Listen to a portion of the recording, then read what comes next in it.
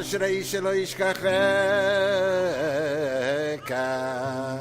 בן אדם ובן אדם יתאמץ בך כי קדושך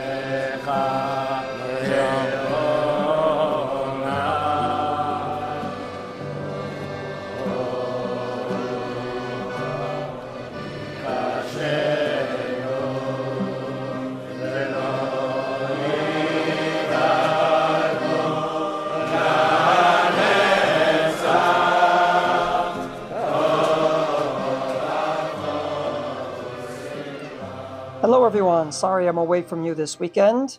I'd like to dedicate all the words of Torah I'm about to say to the memory of my revered Rebbe and mentor, R Yehuda Amital, Zecher Tzadik Livracha, who was Yortzeit on Kaf Zayin Tammuz.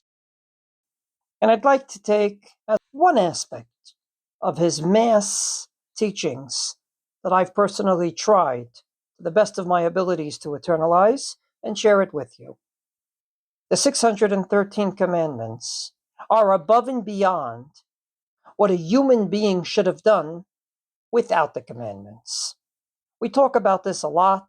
Some people call it the fifth chelik of the Shulchan Aruch, even though there's only 4. Some people call it common sense. These are things that God commands us to keep, even though they're not written explicitly in the Torah. And I'll explain what I mean. Not with the Medrash Agada, but a Medrash Halacha, the Sifra on Sefer Vayikra. In Parshat Acharemot, it says the words, Et mishpatai ta'asu, you shall do my mitzvot that are understandable, but it doesn't say what they are. Explains the Sifra, God's not talking about anything specific, but rather, Ela hadvarim haktuvim b'Torah, she'ilo lo nichtavu b'din, היה לכתובן כגון הגזלות והעריות ושפיכות דמים. These are things that God didn't write in the Torah. That even though they weren't written, they should have been written. In other words, even though they're not written, you have to keep them. And this is a going theme in many of the Rishonim, and I'll quote 2. The Ran, at the beginning of the Shas Vilna, has an introduction to the entire Shas. And this is what he chooses to write in that introduction. How is it that we expect God to punish the nations of the world that did what they did? Especially during the 3 weeks when we're mourning all they did. After all, God never spoke to them and never said, this is what you have to do. If God would have spoken to us like he did to the Jewish people on Har Sinai and told us, don't kill, we wouldn't have killed all these Jews. But God never said so. Ran says, I'll give you an answer. All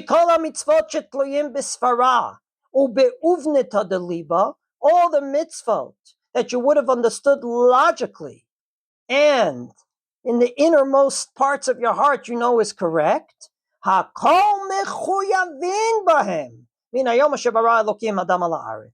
obligated in them from the day that God created the world. You don't need a mitzvah to tell you not to kill a fellow human being. You don't need a mitzvah to tell you not to steal. These are things that you should have understood because you're a human being.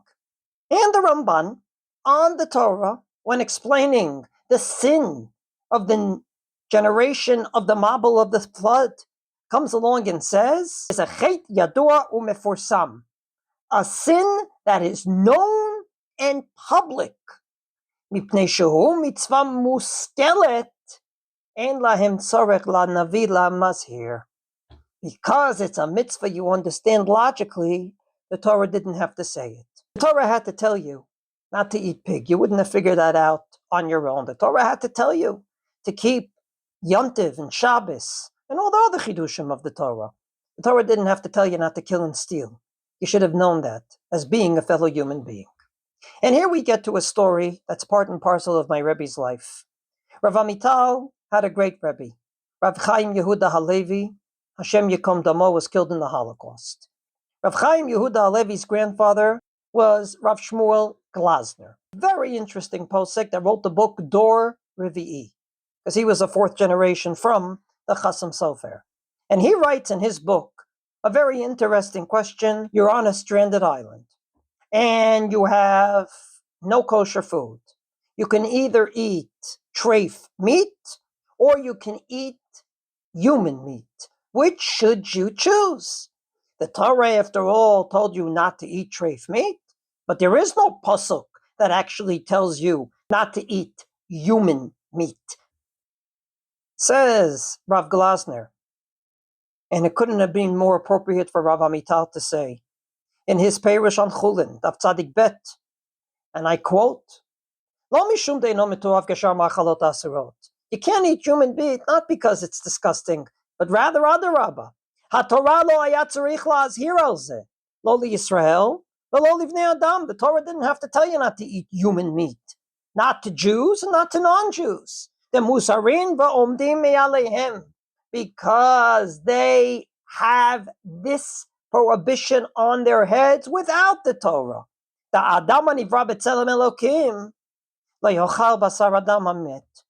That someone that was created in the divine image wouldn't eat the corpse of someone else that was created in the divine image. And I believe the lesson is clear to us. We speak a lot in this day and age about the halacha, the Torah. There's certain things that the Torah didn't have to tell you. It's common sense. There's a famous story about Rav Yaakov Kamenetsky that's printed in the Art Scroll book about Rav Yaakov Kamenetsky's life, in which a mother superior asked, where is that nice old man that used to always tell me good morning? Everyone else in Muncie, when they see me, they go to the other side of the street, but there's one man that always says good morning nicely. And they figured out it was Rav Yaakov Kamenetsky, and he was the one that always said good morning. Unfortunately, too many people quote that book and say, I say good morning to everyone because I read in the book that that's what Rav Yaakov Kamenetsky did. And there can't be a more mournful statement that I could think of. You say good morning to people because you read it in a book? That's not something you figured out on your own? Next, you're going to say, you ask your wife, how are you? Because you read it in another book. We Jews have to create a lifestyle which is built on what we say every morning. First of all, Olam Yehei Adam, be a mensch, be a human being. Do everything that every upright human being does. And on top of that, Yirei Shamayim, be a God-fearing Jew and keep all the mitzvot. This is the legacy that I got from my revered Rebbe, Rav Amital. Be a mensch and be a God-fearing Jew. But don't allow a God-fearing Jew to negate being a mensch. And this is the legacy that I hope many will adopt. And allow me to share his voice at the height of the davening of Musaf, of the Yomim Noraim. When we got to Ein Kitzvah, hearing him finally say the word Keter, we give you a crown, God. We crown God by being upright human beings and by being God-fearing Jews. Step 1 is being a mensch. Step 2 is being an upright human being.